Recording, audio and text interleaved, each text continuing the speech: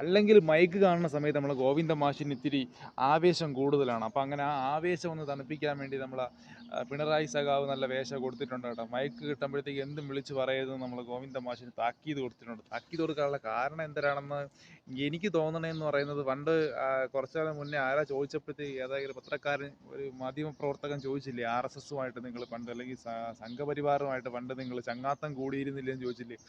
അപ്പോൾ ഗോവിന്ദ മാഷ് പിന്നെ ഒന്നും നോക്കിയില്ല കേട്ടോ, അങ്ങ് അറിഞ്ഞം പുറഞ്ഞം പറഞ്ഞു കളഞ്ഞു. അതേ, ഞങ്ങൾ ചങ്ങാത്തം കൂടിയിട്ടുണ്ട്, ഞങ്ങൾ നിലപാടുകൾ മാറ്റിയിട്ടുണ്ട്, ഞങ്ങൾ ഇനി നിലപാടുകൾ ഇനിയും മാറ്റും. ഒന്നാമത് ഇവർക്കൊന്നും പ്രശ്നമില്ലെങ്കിൽ, ഒന്നാമത് ഈ RSS നമ്മുടെ മുഖ്യമന്ത്രിയായിട്ട് ചെറിയ അന്തർധാര ഉണ്ടെന്നുള്ള ഒരു പൊതു അഭിപ്രായമുണ്ട്. അത് ശത്രുക്കൾക്കിടയിൽ. എനിക്കങ്ങനെ അഭിപ്രായമൊന്നുമില്ല, ശത്രുക്കൾക്കിടയിൽ അങ്ങനെ ഒരു അഭിപ്രായമുണ്ട്. പിണറായി വിജയനും ഇവിടത്തുള്ള സംഘപരിവാറുമായിട്ടുള്ള അന്തർധാര ഉണ്ടെന്നുള്ളൊരിതുണ്ട്. പിന്നെ ഇതും കൂടെ കേൾക്കുമ്പോഴത്തേക്ക് പിന്നെ ആളുകളുടെ ഇടയിൽ സംശയം കൂടുതൽ ഉണ്ടാവൂലേ. അതുകൊണ്ടായിരിക്കും നമ്മൾ പിണറായി സഖാവ് ഇപ്പോഴേ മുളയിലേക്ക് നുള്ളിക്കളഞ്ഞത് കേട്ടാ. എന്തായിരുന്നാലും സഖാവ് ഒന്ന് സൂക്ഷിക്കുക, മൈക്ക് കാണുമ്പോഴത്തേക്ക് എന്ത് വിടുവായിത്തരം വിളിച്ച് പറയണ സ്വഭാവം അങ്ങ് ഒതുക്കുക. നമ്മളാ പിണറായി വിജയനെ പോലെ പക്വതയോടെയും കാര്യങ്ങളൊക്കെ ആലോചിച്ചൊക്കെ പറയാനായിട്ട് നിൽക്കുക. ഇവരൊക്കെ എന്ത് വിടുവായിത്തരം വിളിച്ച് പറഞ്ഞാലും പാർട്ടിക്കാണല്ലോ എൻ്റെ ദോഷം. അതുകൊണ്ടൊക്കെ ആയിരിക്കും താക്കീത് കൊടുത്തത് എന്നാണ് എനിക്ക് തോന്നണത്.